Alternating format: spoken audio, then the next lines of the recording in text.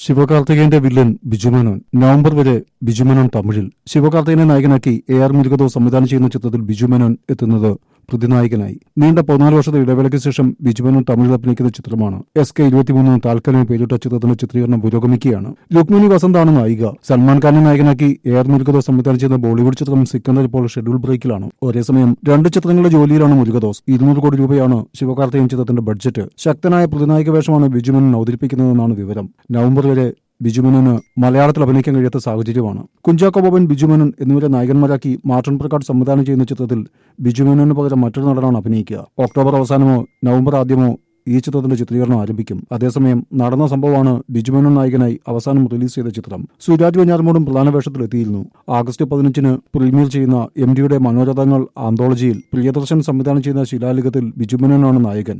Release ചെയ്ത ചിത്രം. സുരാജ് വെഞ്ഞാറമൂടും പ്രധാന വേഷത്തിലെത്തിയിരുന്നു. ആഗസ്റ്റ് 15-ന് പ്രീമിയർ ചെയ്യുന്ന MDയുടെ മനോരഥങ്ങൾ ആന്തോളജിയിൽ പ്രിയദർശൻ സംവിധാനം ചെയ്യുന്ന ശിലാലിഖത്തിൽ ബിജുമേനോനാണ് നായകൻ.